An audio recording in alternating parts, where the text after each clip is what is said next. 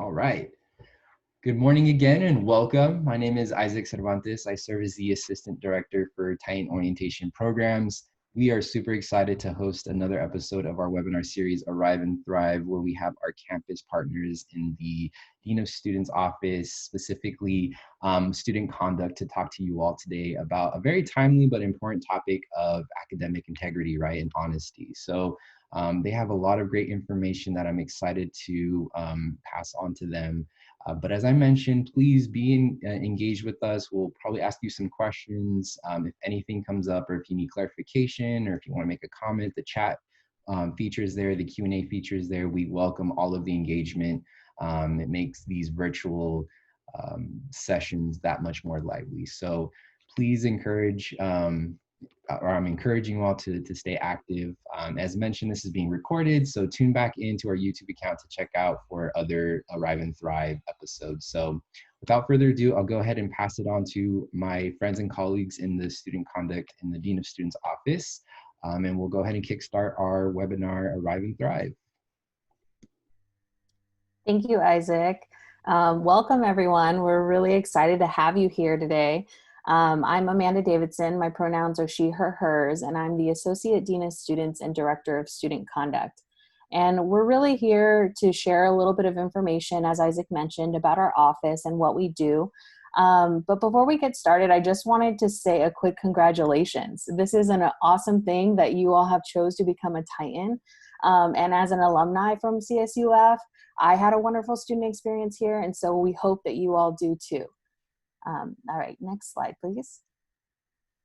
So I'm going to cover a little bit about what our goals are for today, but before we jump into that, I also wanted to take a moment for you all to just pat yourself on the back, because honestly, showing up for this presentation is a huge step in the right direction.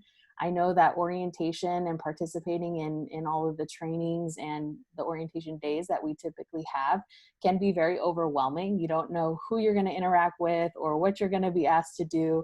But I think it's a really great investment in your future at Cal State Fullerton. And so I'm really happy that you all chose to attend this session and really start your academic career in a great place moving forward. And so our hope today is really to give you that introduction. We want to introduce you to who our staff are and get to know us a little bit. The Office of Student Conduct is not a place that everyone is always really wanting to make their first stop at Cal State Fullerton, but we really want you to get to know us and know that we are an office that can provide resources and connections for you all.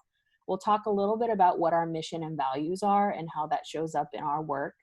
And then we'll provide some information around academic integrity, because this is really important for you to be successful and to make sure that you're making good choices while you're a Titan here.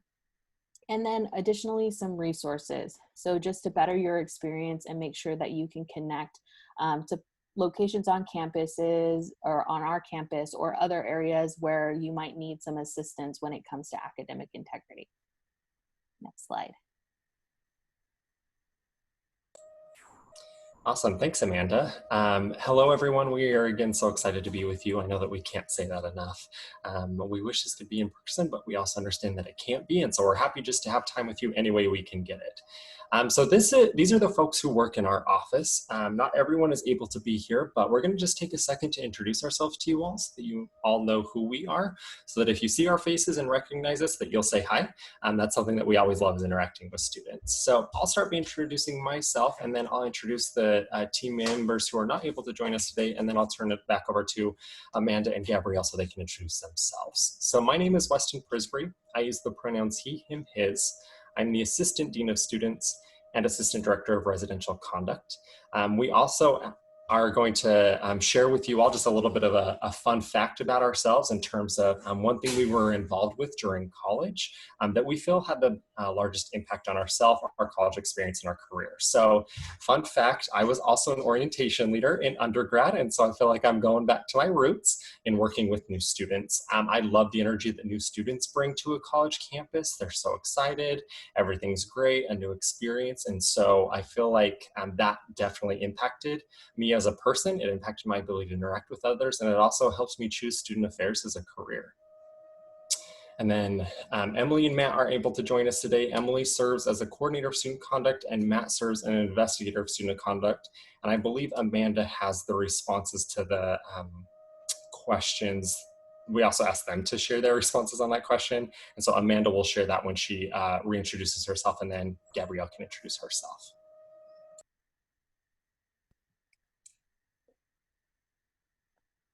All right, so I'm just going to share a little bit about the other two staff in our office. So Emily, who's our coordinator for student conduct, she was actually also an orientation leader in her sophomore year. And so that was her first form of involvement on campus. And that experience in itself introduced her to a lot of other involvements like student government and being an RA, which eventually led to her career path in student affairs. And it also gave her an opportunity to meet some of her closest friends and help gain some mentors that she still utilizes in her life today. And Matt, our student conduct investigator, so as in his first year, he wasn't as involved, but slowly started to get more involved as a sophomore and became a treasurer for one of the student organizations on his campus. And so after he did that, he really started to be interested in more leadership positions. And then that really did affect his campus experience. And for myself, the reason why I think this is really important for us to share with you is because you're beginning your Titan experience. And so there are ways that maybe in retrospect, like we didn't anticipate some of the involvement really impacting our lives. And for me in particular, I was an orientation leader also. So that's a common theme here. But I think what really had an impact on that experience and other ones was going to my faculty office hours. There were a couple faculty members that I felt like I might have a connection with, and I went and talked with them about content in my classes. And I eventually used them as reference letters when I applied for orientation leader positions or student government, and also in my master's degree. So when I wanted to further my education, they were able to provide me letters of recommendations, and some of them I still stay in contact with to this day. Gabby, I'll turn it over to you. Yeah, well, welcome, as everyone said, and congratulations as well on becoming a Titan. My name is Gabrielle Bennett. I am the graduate assistant for the Office of Student Conduct. So I'm currently a Titan still. Go Titans. I'm in the Master's of Higher Education Student Affairs program here at Cal State Fullerton. And something interesting, kind of what led me to this journey of student affairs and higher education, is I had a mentor that was, I went to undergrad at University of Massachusetts. So she was at University of Massachusetts and she was engaged in the Student Life and Leadership Office. She was the director, and so I got to help her plan a bunch of activities and do a lot of fun things, which really helped me want to just serve students. And so I ended up here, and again, go Titans and welcome. So glad to have you all. Thanks, everyone. Next slide, please, Isaac. Awesome. So this statement, we wanted to really highlight what this statement means to us and also what it potentially means to you. So this statement is titled The Meaning of Degrees at Cal State Fullerton. You can find this on the Cal State Fullerton's About page on their website. And this is what it will mean when you graduate from Cal State Fullerton and have a degree. So I'm going to go ahead and read over this, but if you also want to read over it as I read, that would be great, because we're going to ask you what parts of this statement stand out to you. So a California State University Fullerton degree marks the culmination of an enriching multidisciplinary education where students benefit from experiential learning and vibrant co-curricular experiences in a culturally diverse environment. With disciplinary knowledge and critical skills, Titan graduates are well positioned to emerge as effective and ethical leaders and productive members in their local communities and the global society.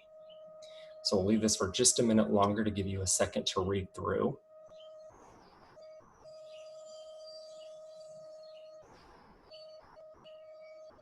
Alrighty, Isaac, next slide. So what we would love to hear from you all, and if you want to go ahead and put your answers in the chat box, what part or parts of this statement stand out to you?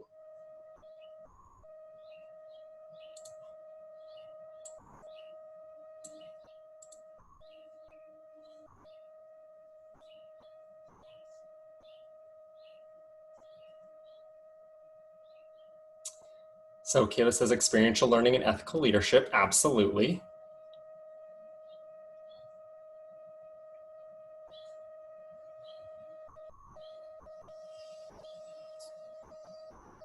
Yeah, we'll wait for a few more to roll in if they do, but absolutely, Kayla, I agree with you. And I think that's something that also stands out to us as well in the Office of Student Conduct, right? Getting that hands-on experience while you're learning so that when you are able to go into whatever career you decide, you have the experience you need. And then that ethical leadership piece is critical, right?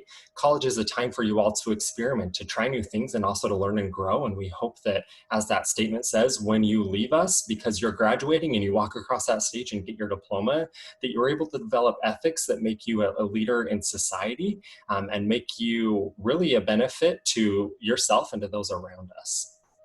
Next slide, Isaac. All right, so I'm going to jump in here. So by the sound of our title or our office's name, I'm sure you all have some inclination of what our office might do. But I'm curious, based off of this question here and the responses that you can provide, what you all think our office does on campus. So if you can look at these, I'll read through the answers, but if you could put your letter that corresponds with what you think our office does in the chat, that would be great. So is it A, connects students to campus resources? B, assists students in addressing concerns? C, kicks students out of school?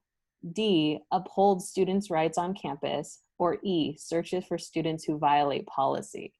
So maybe just put in the chat what you all think might, and you can even put multiple if you think there's multiple there, answers. So I'll give a few seconds for folks to respond.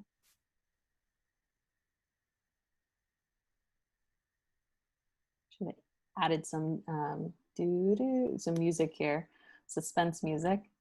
Okay, B and D, so assist students in addressing concerns, and D, uphold students' rights. I like that. I was expecting a lot of C's, maybe.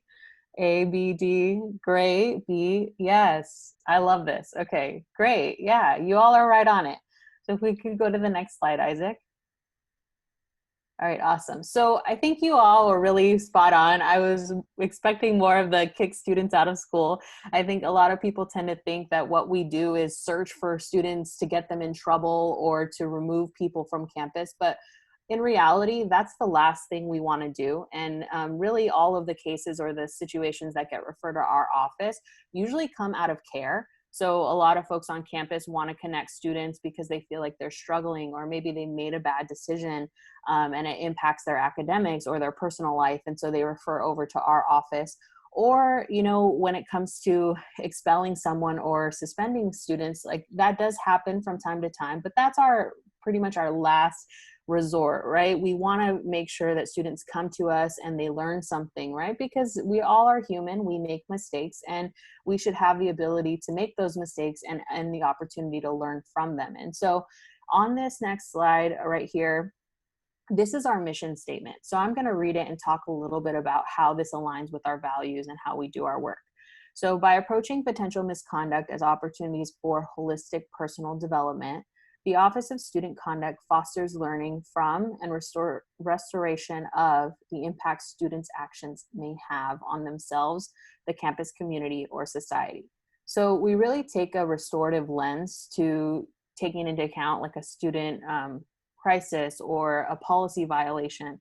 We look at it as, you know, there's harm caused, whether it's that person's intent or not. It may impact them, a community member, or the larger campus community. And we want to make sure someone learns from that and acknowledges what that harm might be and how to move forward. And so we want to provide those resources because really, you know, whether it's committing academic dishonesty or alcohol violation or any of those things, sometimes we make choices that don't always align with our values, but that doesn't mean we're bad people. And that doesn't mean that you all can't be students here. And so this is a great experience through your education on a college campus to really get to test and explore what that means to you and who you are as people. And so our office really tries to have those conversations and approach this from a learning and educational perspective rather than something that's punitive and getting folks in trouble. Next slide. So we talked about, and Isaac mentioned that we would be talking about academic integrity. Academic integrity is something that can sound really scary and really intense. And so we wanted to break it down for you all to make it more approachable and to help you all understand what our expectations are when it comes to academic integrity, as well as we hope expectations that you all will sign on to as being students at Cal State Fullerton, right? There's a lot of prestige and excitement that comes with being a student at Cal State Fullerton. And referring back to that meaning of degree statement, when you leave here, we hope that your degree means a ton to you, that you were able to achieve a great accomplishment, that you're prepared to enter the career field and whatever that looks like for you. And in order to get you there and to make you that ethical leader, academic integrity is really critical to that. So academic integrity is defined as the attempt to gain an unfair academic advantage and or permitting or assisting another to do so. So that piece of unfair academic advantage is really addressed in Title V, which is a document that outlines all of our student policies and expectations and the standards of student conduct. This document applies to all 23 CSU campuses, and so it looks really formal, and that's because it applies to all 23 campuses. The policies are numbered on that document, and the very first policy, so policy number 1 is dishonesty. And that policy includes cheating, plagiarism, or other forms of academic dishonesty that are intended to gain an unfair academic advantage. Cheating and plagiarism are probably terms that you all know about or familiar with, that you may have heard about from others. And so with the rest of our presentation, we're going to dive a little bit deeper into truly what does academic integrity look like, so that you all can be more prepared when you first get those assignments. And then we're also going to give you some tips and tricks on how you can avoid academic dishonesty, as well as some resources to make sure that you're successful in your academic career here at Cal State Fullerton. Next slide, please. Okay, so now we're going to ask you to put in the chat, what are some examples you have seen or heard about that involve specifically academic integrity? So we'll just give you all a couple seconds to think about those.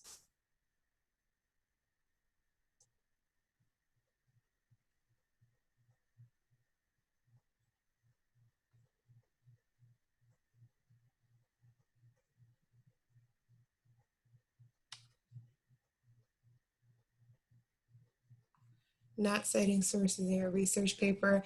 Absolutely, that is one that we're going to go over too, specifically citations and paraphrasing.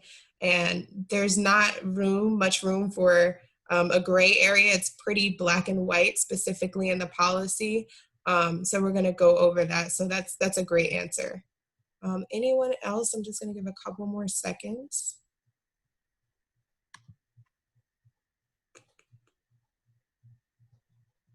Okay, we can always come back to it too. So we'll go ahead and go to the next slide. Examples of academic dishonesty. So I'm going to go over some examples of academic dishonesty. So the first is using a group member's graph. So this is one that we're seeing quite often. So it can be something that they made or a graph that was found online. And then the next one is directly copying and pasting something, whether it's to or from a website. We also have incorrect citations or paraphrasing, which Kayla, you mentioned. I thought that was great because incorrectly paraphrasing is another one we see a lot, where students may have copied a sentence and or changed a few words in between. And regardless of how you slice it or dice it, it's still considered plagiarism because it was not the student's sentence structure and it was not the student's words. And oftentimes Turnitin.com, as you'll learn when you're submitting papers, will catch some of these errors of academic dishonesty. So another one is using work from previous classes. So copying paragraphs or sentences from work in other classes. So for an example, if you have a paper that you wrote on religion and you try to use it for another course and you're copying word for word something that you said in another paper, that will also come up, and that is a form of academic dishonesty. I just want to make sure that we're being really thorough and really clear as we go through so that you all know before you get started, so that we don't run into you unless it's for like resources or something like that. So the next one we're going to talk about is copying assignments from or answers from a friend. That one's pretty specific. Turning in a ticket from an event or a museum you did not attend. Exam cheating, that's another one we see pretty frequently. This can include copying answers during class, exchanging answers from one another in the exam in the same course, but it could be from a different section. So say you had a friend in another section, but you got the answers from a friend in another section. That's something that would also come up and is measurable. So we encourage you, if you're having trouble with course material, to reach out to some of the resources that we'll talk about and provide later in the presentation. Collaboration on assignments, unless you're giving permission to do so. So permission would be granted by your professor, and it's at the discretion of what the professor says. So if they say, oh, you all can do your own individual thinking, and then you can collaborate on the answers, then that's sort of the policy that you would have to follow for that. And that would be specified for the assignment specifically in the syllabus. And you can also email them and ask them questions. I hope I'm not moving too fast. Just type in the chat if I am, if you have any questions. And the last one is not citing materials in presentations, videos, charts, pictures, or etc. So whether it's a YouTube video or a chart you want to use that you found online, you always, always, always have to cite it. And I'm going to give you some resources at the end too for different citation websites you can use and things like that if you need help with that. So we're going to go to the next one. Okay, cool. Avoiding academic dishonesty. So we would encourage you to do the following to avoid academic dishonesty. Read your course syllabus thoroughly, very thoroughly, because a lot of times professors will put different details in there to help you understand how they want you to write the assignment or go about the assignment. And oftentimes they'll give you different resources and tips so that, you know, you're not tempted to cheat or plagiarize because of the next one, time management. So don't procrastinate or assume you have time. Like, just assume the worst case scenario. Like, you just think in your head, I need as much time as possible to get this done. Ask yourself again, is this my own work? Did I cite this properly? Ask for help from different people. You can ask your professor. You can ask the writing center. We'll go over some of the resources. You can ask a friend, and then just communicate with your professor. Again, they're just people, just like us. And if you just tell them, listen, I'm having trouble. Are there some websites you can recommend, or where would you recommend me starting for this research, or where would you recommend me beginning? That's a great question to ask, especially when you need help. And then finally, commit now to have integrity, especially under pressure. I can tell you as a graduate student, I am constantly trying not to do things last minute, because that pressure of I need to find so much information in a short period of time can be significant and overbearing. So just make sure you allow yourself the time to get the quality research and project done to the best of your ability. And then finally, when in doubt, consult. So we'll talk about resources later, but you can reach out to your professor, you can reach out to a friend, you can reach out to our office to really get that support that you need. And then we're going to go to the next one. What to do if you're accused of academic dishonesty. The first one, just pause and breathe, because a lot of times students will receive the notice and the letter that the professor reached out to us and told us that there was a case of academic dishonesty. So just pause and breathe. The first thing you want to do is go have a conversation with your professor. Be as honest and open as you can and provide as much information as possible. Sometimes when we're in situations where we feel like we're accused, not just of something like academic dishonesty, but anything in general, we tend to tense up, and that forces us to close up. But I would just encourage you to just relax. Just talk to them as much as you can and just provide them with as much detail as to why this might have happened. And then review the syllabus for potential outcomes specifically for your course. So the professor might have said already in the syllabus, if you plagiarize, you're going to get an F in the course. Or they might have said, if you plagiarize, we'll have a conversation. So you don't really know what spectrum they're on as far as plagiarizing. But it is in the academic policy that they do have to report it to us. So I would say just have a conversation with them and review the syllabus. Meet with the Office of Student Conduct, come have a conversation with us. And there is an academic appeals process, so that is something that you should be a little bit, I wouldn't say excited about, but just definitely there's an upside to it. So this is an opportunity for the students to share your side of the story with our office when you come and meet with us. Also refer back to our mission statement that Weston stated at the beginning. We really are trying to approach student conduct from an asset perspective and an educational growth opportunity. We want students to learn from the mistake, and we're not treating it like the criminal justice system here. We are not judges. This is not court, but we do want you to just learn and grow from it. So yes, we'll move to the next one.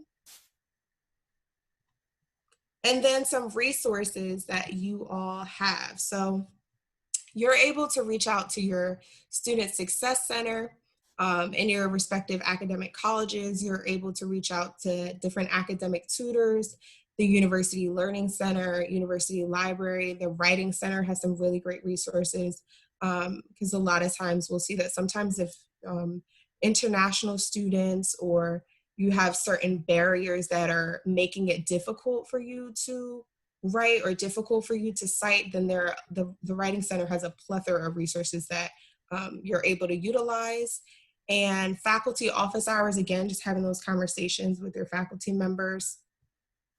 Grammarly specifically, we wanted to add these for you all just for your reference. You'll be able to go back to it. Grammarly specifically will help you with plagiarism. If you type in or put in your essay, it will bring up everything and anything if there is any plagiarism.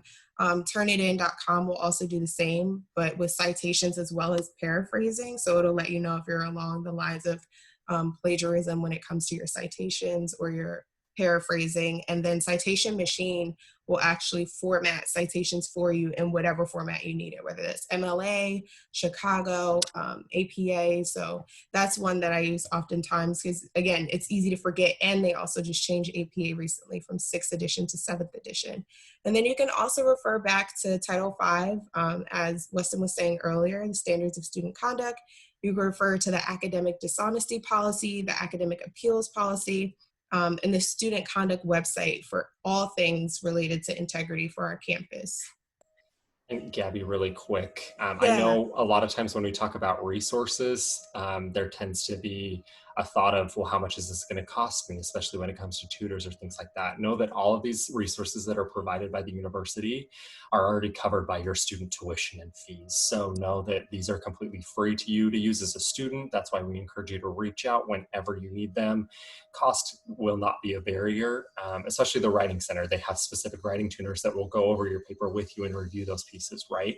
Anywhere else you may have to pay for that service, but it's free on campus. So please, please, please use them because you're technically paying for them through your fees. So why not get what you're paying for and utilize all of those resources and services?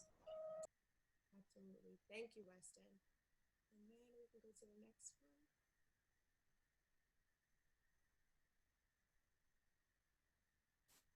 And, you know, if there's any questions or while we're waiting for folks to submit those, I just wanted to also put a comment out there for you all to reflect on is about integrity and values and ethics, right? These things can mean different things to folks. And, you know, we've shared with you some of our values as a campus, and I encourage you to look at those policies and those processes because being informed of what your rights are is really important.